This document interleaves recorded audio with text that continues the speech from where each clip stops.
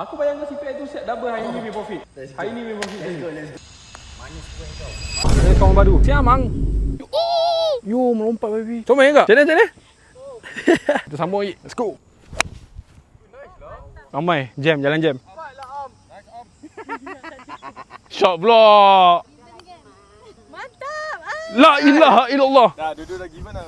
Look at the view boys. View dia sangat-sangat mengediakan. Sister Alisha, kau pakai apa? 52. Boleh. Sister Alisha saja 52. La Allah lah ajan gaus.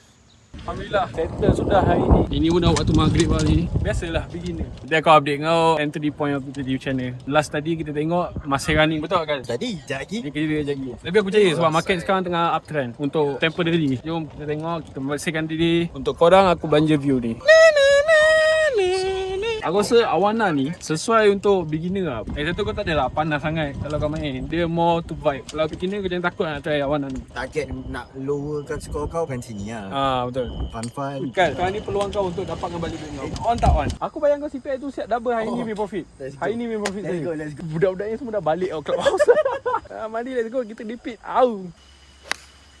Kau tengok betapa sunyinya weh. Kita boleh fokus kan. Kau kalah gak? Kau memang. Ini betul fighter. Kawan sudah cabar kita. Reward kita double. Risk kita zero. Ni kalau aku menang zero float. Relax Bola dia. Oi mantap. Bola hidup pakai sini ya. Cantik ya. Dia hazard lah. Ni kira hazard ke kak? Tak, dia free drop. Second line ada free drop. Yes, let's go. So ini angle paling crazy sekali aku pernah main. Allah, chip tu dah lawa tapi terlalu tinggi kawan. Tak pula. Yes. Kalau kita masuk, kita menang bang. Kanan dalam. Manis kuih kau. Manis kuih kau. Hujung.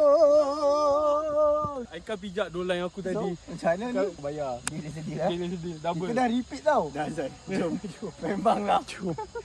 Aku kena harapkan profit aku tadi running yang sangat-sangat cemerlang. Golap golap. Betul-betul nak cari duit ni pasal. Time-time golap ni ajak main. Awak yang ajar repeat. Saya on je. Oh, you ada showroom kan? Trip golf kali ni diakhiri dengan Five Guys. Thank you. Kau bayar aku double tau challenge tadi. Yelah. Kan aku menang. Tak, aku tak main pun. Pasal aku menang. Lepas tu kan kita orang lama tadi tu. Kita repeat. Kau kata double kan? Aku dah menang first. Yeah. So, aku bayar original amount tu je. Bukan double buat aku. Tapi kau bayar aku lah. Dia macam break even. Sebab aku tak payah bayar. Mana Pak Long orang? Tak, sebab aku tak main dengan Pak Long. Dia nak gentle tu. Kau tak tahu skor. Kita settlekan makan dulu, kita kira skor kan. Nombor 4. Gaus. Sabar, aku jangan main. Yang ketiga. Am. Nombor 2 48. Okay, nombor 1 aku. Result back 9 pula. Kalau aku punya, aku total 84. Yang paling rendah, paling bawah 104. Aku